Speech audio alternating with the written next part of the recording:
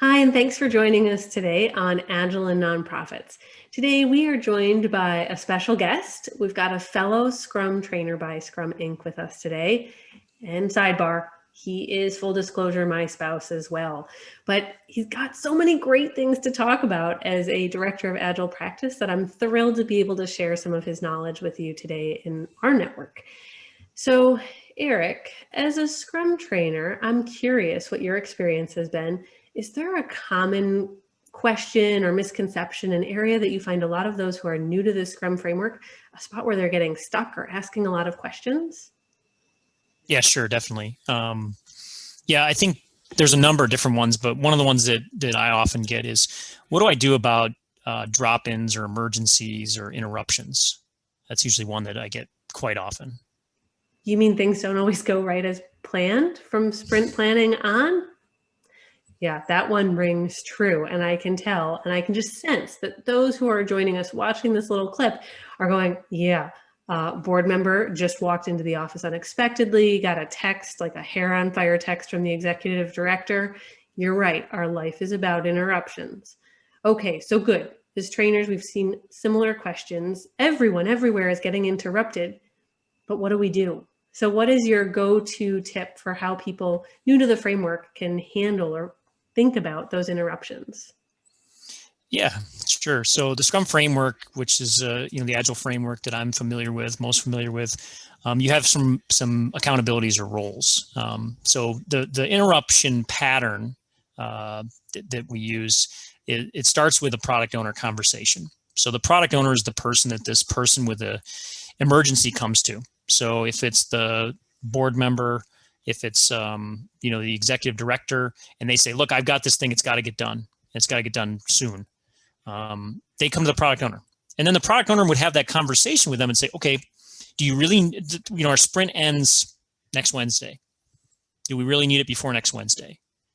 And the answer to that question can pose some additional questions, right? If the answer is no, I need it before next Wednesday, then that conversation starts to be, okay, here's our current backlog of what we're working on. By putting it in, here's the effect. Now, if we're using an interrupt pattern, we might have put what's called a buffer in there.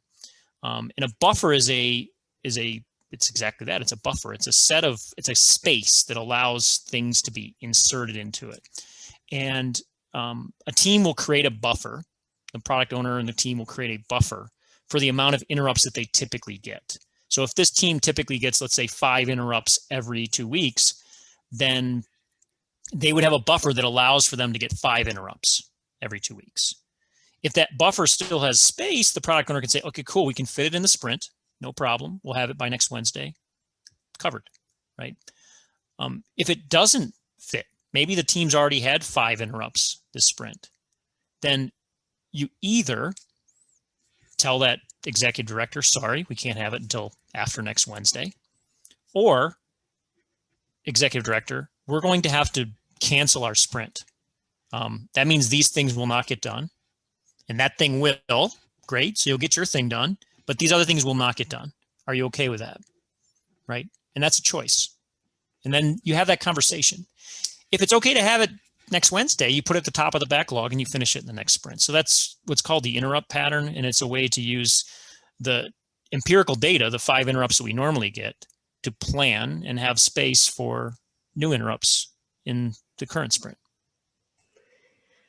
Yep, and I think that pattern out of the Scrum playbook of patterns, right? And you can find them online at scrumplop.org. It's also one of the big books behind me, but that particular pattern is one of my favorite to teach because interruptions are life, right? And in the nonprofit space, probably the one interruption, the hair on fire moment that most organizations can't bypass and are going to come to a product owner of a team, it's going to be something from a grant maker or a funder.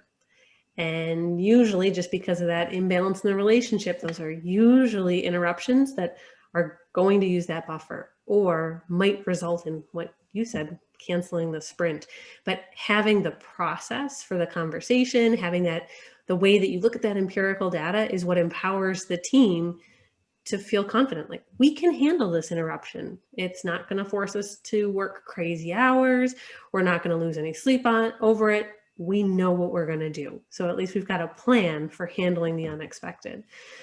Oh, I'm so glad that you were with us to be able to walk through that pattern and what it means. And it really does highlight that product owner role is so important. And that's the person in the team that interruption comes to, and that's going to help facilitate that conversation on behalf of the whole team. So Erich, thank you so much for sharing your nuggets of wisdom with us today. We really appreciate it.